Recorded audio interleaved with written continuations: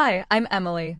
And this is the story of how a teenage boy betrayed me and my best friend, and how we served him a plate of cold, calculated revenge in the most humiliating way possible. It was 1995. I was 15, awkward, obsessed with video games, and way too emotionally invested in Doom 2. There was no internet in my house, no digital downloads. If you wanted a game, you had to know someone, write to someone, or be someone rich enough to import it by airmail. Which we weren't. Me and my best friend, Casey, were two of the only girls in our town who were into PC gaming. While most kids at school were busy passing notes about crushes or what MTV video was hot, we were sitting in dark bedrooms, the glow of CRT monitors lighting up our faces, talking cheat codes and expansion packs. We'd save up our allowances, pool money together, and import games from Europe or Canada. Monkey Island, The Settlers, Heretic, SimCity 2000. They came with thick manuals, gorgeous cover art, and the dreaded copy protection,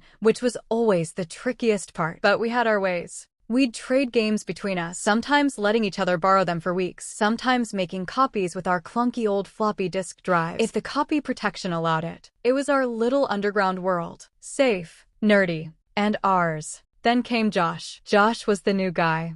Moved from out of state, shaggy hair, smug smile, walked like the hallway was a runway, and he owned it. He quickly found out we were the game girls and said his uncle had a massive game collection, games we'd never even heard of. He offered to trade, said he'd copy some of his for us if we gave him ours. And we fell for it. We gave him originals. I'm talking Doom 2 in pristine condition. Theme park. Beneath a steel sky. Even Casey's first edition of Monkey Island 2, which she loved like apt.in return, we got crap. Literal garbage. Floppies that wouldn't boot. Data corrupted. Missing protection codes. Discs that had gum stuck to them. Manuals that smelled like mildew or were accidentally thrown away. Over a few months, Josh made off with nearly a dozen of our rarest, most expensive games. And we got nothing. Not a single working copy. At first, we thought maybe he was clueless. Maybe his uncle wasn't helping. But no, we heard him bragging in the cafeteria that he had all these sick games now.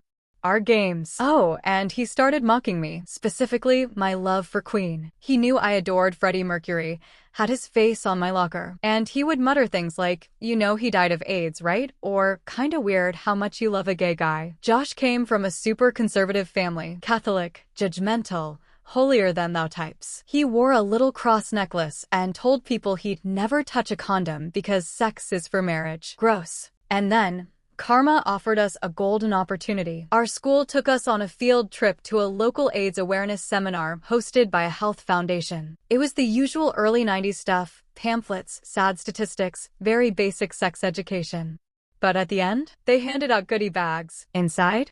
Pamphlets, flyers, and branded condoms. Lots of them. Guess who left the event empty-handed because he was too pure?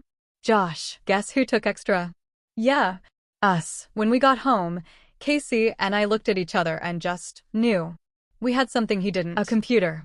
A color inkjet printer. And now, a motive. We designed a fake letter from the foundation, complete with their logo, layout, and tone.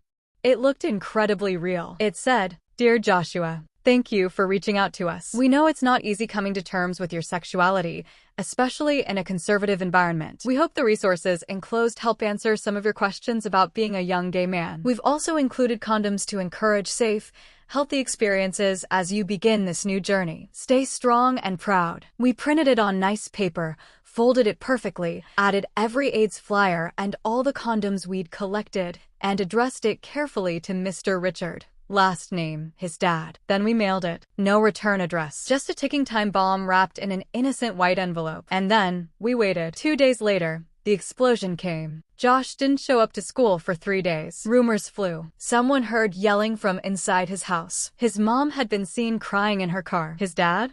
Furious. People said Josh was grounded indefinitely, that he wasn't allowed near certain friends anymore. It was chaos. When he finally came back to school, he looked wrecked, pale, angry. He avoided us like the plague. But eventually, he connected the dots. He cornered us in the hallway and hissed, "I know it was you." We just smiled. Later that week, we were called into the principal's office. Josh's parents were there. We had to explain ourselves. We told the truth, not proudly, but not regretfully either. We got detention for a week. And along awkward lecture about bullying. But guess what? Josh never messed with us again, never borrowed another game, and most importantly, he never mocked Freddie Mercury again. Looking back, do I feel bad? Honestly, maybe a little.